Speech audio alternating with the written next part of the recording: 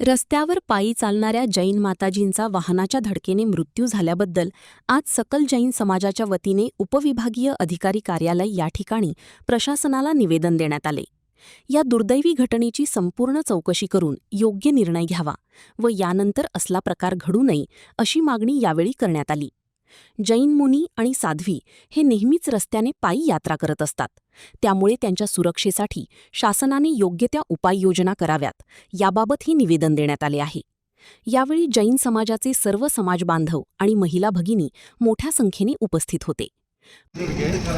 माझी 1008 दिगंबर जैन मंदिर यांचा माजी अध्यक्ष आज या दिनांक 25/5/26ला आम्ही उपविभागीय अधिकारी साहेबांना एक निवेदन सादर केलेलं आहे की विहार करीत असताना जैन साधू आणि साध्वी ह्या पायानं चालत असतात आणि त्या लोकांना संरक्षण मिळावं.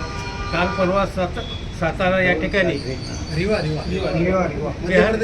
या ठिकाणी विहार करीत असताना 2-4 माताजींना वाहनानं चिरडलेलं आहे आणि अशा लोकांचे काहीतरी चौकशी व्हावी आणि त्यांना एक सजा व्हावी या दृष्टीनं आम्ही एक निवेदन शासनाला दिलेलं आहे.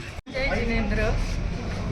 जैन समाज हा अहिंसक समाज आहे आणि अहिंसेचा संदेश देणाऱ्या या समाजातील ज्या साध्वी होत्या त्या रिवा या शहरातून पायी विहार करत होत्या आणि हे विहार करत असताना एक कार अंधाधुंदपणे आली आणि त्यांना धडक देऊन गेलेली आहे. त्या धडकेमध्ये एका माताजींचा जागेवरच प्राण गेलेला आहे आणि दुसऱ्या माताजी काही काळानंतर गेल्या.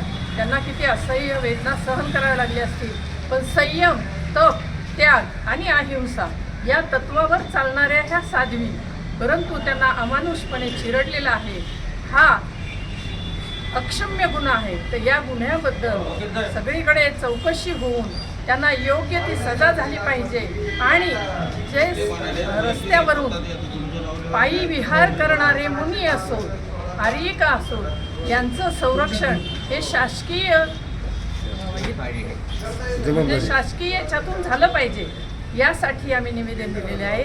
त्यांची सुरक्षितता हा एक या देशाचं सुद्धा एक कर्तव्य आहे असं मला वाटतं आणि या निमित्ताने सर्व वसमत येथील दिगंबर जैन समाजाने आज इथे आपल्या कलेक्टर साहेबांना निवेदन दिलेलं आहे. यावर योग्य ती चौकशी व्हावी आणि योग्य ती कार्यवाही व्हावी असे आम्हा सर्व जनतेची इच्छा आहे.